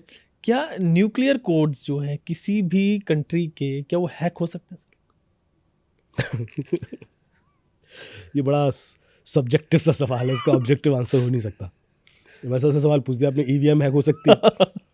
अब मैंने उसका भी जवाब आपको बड़ा बिल्कुल। सब्जेक्टिव ही दिया था कि मैं ऐसे कैसे बोल दूं कि नहीं भी हो सकती, हो भी सकती, दोनों तरफ फंस सर गया इसीलिए आपसे पूछा मैंने। कि आई कांट, देखो nobody can answer this, depend करता है कि वो कंट्री का खुद का सिस्टम क्या है और एक कोड क्या हैक करना है आपको। कोई ऐसा नहीं होता जब आप कोई चीज़ हैक करते हो तो कोई एक चीज़ हैक नहीं होती है। ठीक है। जब तक वो न्यूज़ आती है ना कि भाई ये कंपनी हैक हो गई, तो आप मान के चलो 8-10 चीज़ें हैक होती हैं उसमें। ह्यूमन लेवल से लेकर टेक्निकल लेवल तक, प्रोसेस लेवल तक, कम से कम 7-8 चीज़ें हैक होंगी, क्योंकि हैकिंग है ही मल्टीपल स्टेप प्रोसेस। 5 स्टेप का तो मैंने बताया था आपको बिल्कुल। कि पहले स्टेप में रिकॉन करते हैं, रिकॉनिसेंस, जिसमें हम पता करते हैं कि ये सिस्टम सिक्योर है कैसे। फिर उसके बाद हम उसमें कमजोरियां निकालते हैं कि यार कहाँ कहाँ क्या क्या हो सकता है। फिर हम पेलोड तैयार करते हैं कि अब इसको इस तरह से अटैक कर सकते हैं। लोडर तैयार करते हैं, वहाँ तक पहुँचेगा कैसे पेलोड। फिर एक्सप्लॉइट करते हैं। तो यही चीज़ फिजिकल अटैक के लिए है, यही चीज़ सॉफ्टवेयर अटैक के लिए। होगा नहीं होगा, यदि किसी भी एक लेवल पर फेल होगा तो नहीं होगा, क्योंकि जब तक 1 2 3 4 5 6 सारे स्टेप सक्सेसफुल नहीं होंगे, नहीं होगा। और इसीलिए इतना कॉम्प्लिकेटेड बना दिया गया। अभी बाकी जगह 6 हैं, न्यूक्लियर के केस में 50 होंगे। तो रिस्क कम करते चले जाते हैं, रिस्क इस हद तक कम कर देते हैं कि जैसे मैं आपसे कहता हूँ कि व्हाट्सएप सिक्योर है, तो आपने कहा साहब हैक हो जाएगा क्या? तो व्हाट्सएप सिक्योर क्यों है? क्योंकि व्हाट्सएप इनक्रिप्टेड है। कौन सा इंक्रिप्शन है? AES 512 बिट इंक्रिप्शन है। अच्छा, इससे क्या होगा? इससे ये होगा कि यदि मैं आपका इनक्रिप्टेड डेटा रिकॉर्ड कर भी लूँ कम्युनिकेशन, और उसको डिक्रिप्ट करने की कोशिश करूँ, तो जो अभी मेरे पास सुपर कंप्यूटर भी है ना, उससे डिक्रिप्ट करने में मुझे इतने साल लगेंगे जितना साल पुरानी ये अर्थ है। जब बिग बैंग हुआ था ना, तब से आज तक जो टाइम लगा, तो अब इतना तो कोई वेट नहीं करेगा ना, कर सकता है, प्रैक्टिकली नहीं है। तो मैंने कह दिया सिक्योर, इसीलिए बोला। So this is the reason that I said probability नहीं है सर कि भाई ये पॉसिबल ही नहीं है कि कोई इतना टाइम तक लगा रहे डिक्रिप्ट करने और उसके बाद। लेकिन फिर आ जाता है क्वांटम कंप्यूटर। हाँ सर, उस पर भी मेरा अगला सवाल ये होने वाला था आपसे। फिर क्वांटम कहता है कि यार मैं तो कर दूंगा चुटकी में। मैं तो 2 सेकंड में कर दूंगा। अब मैं एकदम से उस लॉजिक से बाहर आ जाता हूँ कि तो यार ये तो बात मैंने इस रिस्पेक्ट में की थी कि ट्रेडिशनल सुपर कंप्यूटर नहीं कर पाएंगे, but now there is a new player in the game who can do this. तो इनसिक्योर हो गया। तो अभी नई चीज़ चल पड़ी, store now decrypt later, SNDL, कि मैं अभी सबको, जैसे आपकी इनसे बात चल रही है, मैं रिकॉर्ड कर लूँ, 2 साल बाद क्वांटम आ ही जाएगा तब डिक्रिप्ट हो जाए तो डिक्रिप्ट कर लेंगे, फिर समझ में जाएगा, तब भी नुकसान पहुंचा सकते हैं। एटलीस्ट कुछ तो। बिल्कुल सब्जेक्टिव है, इसलिए मैंने हिंट दे दिया कि पॉसिबिलिटी तो रहता है, पर अब क्वांटम आ गया, उसके बाद वो 50 जो लेयर थी उसमें से उन्होंने कहा हम तो 40 तो उड़ा सकते हैं, तो फिर रिस्क आ जाएगा। ठीक है सर, आपने सब्जेक्टिव आंसर किया, लेकिन मैं थोड़ा सा और पिन पॉइंट करूंगा अभी, इसको थोड़ा सा और निकालना चाहूँगा आपसे इन्फॉर्मेशन चीज़ों पे। ये सर जो न्यूक्लियर वेपन्स कहते हैं, इनके कोड्स होते हैं, मतलब ये सुना है मैंने, जो कुछ वीडियो देंगे इसमें कोड्स होते हैं बहुत सारे। तो अगेन फिर वही चीज़ आएगी कि उन कोड्स को ना तो कहीं लिखा जाता होगा किसी सिस्टम में, ना ही कहीं सेव किया जाता हो किसी ऐप वैप कोई ऐसी थ्रू में, बिकॉज वो डिजिटल है और फिर वो सब चीज़ हैक हो सकती है। तो ये कोड्स रखे कैसे जाते होंगे? क्या ये पेपर पे ट्रेडिशनल मीडियम में, या सिर्फ याद करे जाती होंगे कि भाई याद करके रख लिए गए हैं? किस तरीके से ये चीज़ें की जाती होंगी? एक्सेस कोड तो जो एक रिस्पॉन्सिबल व्यक्ति है उसको वैसे ही पता होता, और हमारी चीज़, आधी चीज़ें सिक्योर इसलिए होती हैं क्योंकि अकाउंटेबिलिटी दी जाती है। यदि मैं आपको अकाउंटेबल बना दूँ, आप क्लास में सबसे बदमाश लड़के हो और मैंने आपको मॉनिटर बना दिया, तो फिर से कुछ नहीं होता। वही फिलॉसफी हर जगह चलती है। हम किसी को तो अकाउंटेबल बना दें। चीज़ें इनसिक्योर हमारे यहाँ अधिकतर इसलिए होती हैं क्योंकि कोई अकाउंटेबल नहीं होता। ये हो जाएगा तो अब किसको पकड़ के कूटना है ये नहीं पता हमें। इस तरह की चीज़ों के लिए पूरी अकाउंटेबिलिटी होती है और एक बंदे पर निर्भरता नहीं होती कभी भी, एक सिस्टम होता है। आप एक छोटा सा बैंक का लॉकर जब खोलने जाते हो तो पहले एक चाबी लगाते हो, फिर एक इंचार्ज होगा वो चाबी लगाएगा, फिर खुलता है। तो कल के दिन आप ये नहीं कह सकते कि साहब मैं तो आया नहीं था और ये तो किसी ने निकाल लिया, चाबी तो आपके पास रहती है, तो उसके सामने होगा जो होगा। तो यहाँ तो इस लेवल पे भी 2 लोग हैं। अब मैं ऐसे 7 लोग खड़े कर दूँ और वो सातों ऑफ कोर्स अकाउंटेबल लोग हैं और उसके बाद ही वो चीज़ हो, and that too with the formal approvals of, मतलब जब कहते हैं ना कि वो पीएम के हाथ में बटन है, तो ऐसा नहीं है कि उसके घर में एक बटन लगा रखा है वो दबा देगा तो न्यूक्लियर अटैक। हाँ सर, यही सोचा जाता है ना, लोग ऐसे सोचते हैं कि वो एक बटन होगा, अब वो गलती से दब गया तो ऐसे थोड़े ना होता है कि सोते सोते हाथ पड़ गया सब कुछ खत्म। ऐसा नहीं होता। बटन का मतलब होता है अप्रूवल। उसने अप्रूवल दिया और पीएम को भी अप्रूवल, इंडिया में तो सिस्टम है कि अप्रूवल लेने के लिए उसको पूरा पार्लियामेंट का सपोर्ट चाहिए। ऐसे नहीं अप्रूवल कर देगा कि उसने मेरी इच्छा है तो कर देते हैं, न्यूक्लियर दबा दिया। तो आपने देखा होगा कि जब ये स्ट्रेटजी बनाएगी तो सबसे पहले पार्लियामेंट्री बोर्ड की मीटिंग हुई, उसमें बताया गया कि हम ऐसा कर रहे हैं, देश के ऊपर ये रिस्क है और ये आफत आई है, और तो ये चीज़ एक सिस्टम के थ्रू होती है। और कल के दिन यदि उस सिचुएशन पे भी कोई बात आती है तो प्रेसिडेंट, और क्योंकि हमारे यहाँ जो आर्मी का हेड है वो तो प्रेसिडेंट है, बिल्कुल, तो उसका निर्णय ही सब कुछ माना जाता है। So eventually PM have to take his consensus, उनको कॉन्फिडेंस में लेकर फिर बाकी लोगों को बॉडी लिया जाएगा, फिर अप्रूवल ग्रांट किया जाएगा, लेकिन करेगा वो आर्मी। सो आर्मी में भी जो अकाउंटेबल लोग हैं they will with a group of people, अब उसमें से भी कोई एक कंफर्टेबल नहीं है तो भी काउंटर चेक्स होंगे। नॉर्मली ऐसा नहीं होगा क्योंकि उनका सिस्टम इस तरह का होता है कि ऑर्डर इज़ ऑर्डर, बट उस ऑर्डर तक पहुंचने के लिए हर चेक एंड बैलेंसेस से गुजरना पड़ेगा उसको। Is just not just a button, इतना आसान नहीं है कि बटन दबाया हो गया। हाँ सर, जब ऐसा होता है ना, यूएस के बारे में आता है कि जब ट्रम्प उधर से आ रहे होते हैं कि नहीं, उनके पास ना न्यूक्लियर बटन होता है, बड़ी आपस में चलते कि भाई वो जहाज में होता है बटन, ऐसा कि लगता कुछ है हो कि गया, हाँ, कि वो दबा देंगे, बटन दबा देंगे। ऐसा कोई बटन नहीं होता, ऐसा कभी कोई बटन हो ही नहीं सकता, क्योंकि यदि ऐसा कोई बटन हो गया तो रिस्क है। बिल्कुल, क्योंकि फिर तो उसी बटन तक पहुंचना है और सब कुछ खत्म। सर, इसमें आपकी ओपिनियन जानूंगा मैं पाकिस्तान के बारे में। वहाँ पे मिलिट्री रूल करती है, तो वहाँ पे जितने भी सेंसिटिव वेपन्स होते होंगे, न्यूक्लियर हुए, मिसाइल्स हुए, क्या इनका कंट्रोल मिलिट्री के हाथ में वहाँ होता होगा, या गवर्नमेंट भी का भी थोड़ा बहुत रोल? आपकी नज़र में क्या रहता है, किसका ज़्यादा कंट्रोल होता हो? देखो, पाकिस्तान थोड़ा अलग देश है। बाकी जगह जहाँ डेमोक्रेसी है, बैलेंस्ड है मामला, बैलेंस्ड है मामला कि पॉलिटिकल सिस्टम ज़्यादा स्ट्रांग होता है। पाकिस्तान में military is much more empowered और सारे कंट्रोल उनके, वो दबाव में रहती है पॉलिटिकल सिस्टम उनके हमेशा।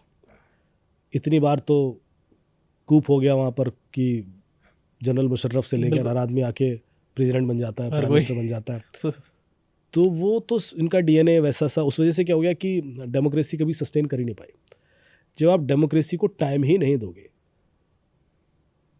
कोई भी सिस्टम मैच्योर होने में ना सारे अप्स एंड डाउन से होके गुजरता है। बुरा भी होगा, अहित भी होगा, हित भी होगा। बहुत सारे रूल्स ऐसे आएंगे जो आधे लोगों को अच्छे लगेंगे, आधे लोगों को नहीं लगेंगे, but that's part of life. हर चीज़ अच्छी करने लगे तो सिस्टम ठीक नहीं है। बिल्कुल। मैं आपको एग्जाम्पल दूँ भगवान राम का। लोग कहते हैं कि भगवान राम को वनवास मिला तो वनवास क्यों चले गए? तो कुछ लोगों का आर्गूमेंट होता है कि उनके पिताजी ने कहा था इसलिए चले गए। तो ये गलत है। उनके पिताजी ने कभी नहीं कहा था। उनके पिताजी ने कभी कहा ही नहीं कि तुम वनवास जाओ। उनको किसी ने बोला कि पिता ने वचन दिए थे और उसके चक्कर में उन्होंने वचन मांग लिए हैं और वो अब पशुपेश में है कि क्या करें, तो मैं बोल नहीं सकते। तो ये गए, बोले यदि आपने वचन दिया था तो उसका पालन होगा। तो दशरथ ने कहा ना, तुम तो जा ही नहीं सकते, तुम एक काम करो, तुम मुझे बंदी बना लो और तुम राजा हो जाओ। मैं कह रहा हूँ, मैं तुम्हें आदेश देता हूँ, तब तो कर ही सकते हो ना। बिल्कुल। तो पिता तो नहीं चाहते थे, पिता ने तो मना किया था, लेकिन यदि पिता की ही आज्ञा होती तो वो नहीं जाते, कहते यदि मैं पिता की आज्ञा मानता हूं तो मैं नहीं जाता। फिर पूरा का पूरा अयोध्या नहीं चाहता था कि जाए, पूरा अयोध्या कह रहा है कि साहब आप नहीं जा सकते। फिर जब ये चित्रकूट चले गए तो केकई भरत सबको लेकर पहुंचे वापस लाने के लिए कि नहीं आप प्लीज मत जाइए, तो केकई खुद कह रहे हैं कि मत जाओ, तो फिर भी गए वो। क्यों? आप बताएं। राजधर्म के लिए। ओके। एक राजा का जो धर्म है ना, वो यदि वो इनमें से, जबकि डेमोक्रेसी चाह रही है, सबसे ज्यादा लोग चाह रहे हैं, यदि वो डेमोक्रेसी को सुन लें कि नहीं नहीं देखो सारी जनता कह रही है नहीं जाना, तो मैं कैसे चला जाऊं, फिर डेमोक्रेसी की रिस्पेक्ट करो। बिल्कुल मैंने कहा डेमोक्रेसी कुछ भी बोले, जो सही है वही होना चाहिए। बिल्कुल। अब सही क्या है कि यदि राजा ने वचन दे दिया कि ये होना था और वो नहीं होगा और उसकी अपोजिट हो जाएगा, तो पब्लिक कहेगी यार एग्जैक्टली, आज कुछ बोलते हैं कल कुछ बोल कल कुछ बोलते हैं, इनका कोई भरोसा नहीं, इनके वचन की कोई वैल्यू नहीं है। और पब्लिक का एक बार भरोसा गया ना राजा से, तो खत्म, राज ही खत्म। तो राजा को सेक्रीफाइसेस करने होते हैं, त्याग, सिर्फ उसके अच्छे और बुरे के लिए नहीं, क्योंकि लोगों का भरोसा राजा पे बना है। तो उनकी लाइफ में उन्होंने जो कुछ भी किया ना, वो इसलिए किया क्योंकि राजा को क्या करना चाहिए बस वो था। राजधर्म का पालन है, मेरा नुकसान हो जाए, मेरा अहित हो जाए, मेरा कुछ भी हो जाए, उससे फर्क नहीं पड़ता, बट इंटीग्रिटी राजा की बनी रहनी चाहिए। ये मैं इसलिए बोल रहा हूँ क्योंकि जब देश के संग भी कुछ ऐसा आता है ना, तो कई बार ऐसा होता है कि पब्लिक को वो चीजें पसंद नहीं आ रही होती।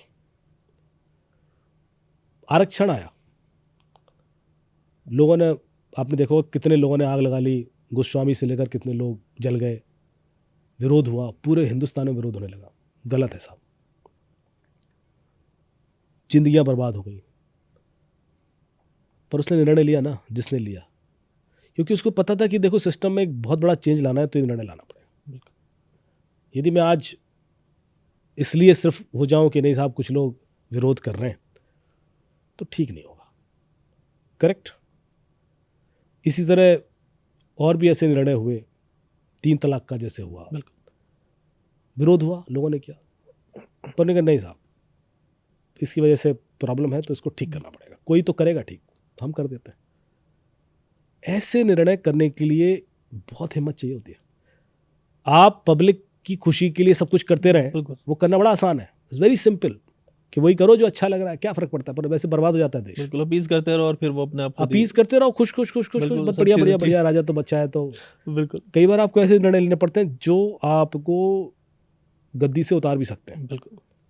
हो सकता है कि आपको जान का रिस्क हो जाए, लेकिन आप लेते हो। क्यों? क्योंकि एज ए ये काम सिर्फ आप कर सकते हो, As और a कोई कर leader ही नहीं वो सकता। चीज़ बनती है, बिल्कुल। ये बताओ, ये जो निर्णय हुए वो कोई और कर ही नहीं सकता। ये कभी आम जनता नहीं उद्वेलित होकर करेगी कि नहीं साहब हम ऐसा वो चाहते हैं। शाहबनो वाले केस में हुआ ही था, वो दोबारा चीजें दोबारा किया क्योंकि कर दिया। राजा ने राजधर्म का पालन नहीं किया, वो अपीस कर दिया। उनको लगा यार 4 लोग कह रहे हैं कि यार ये गलत है, गलत है।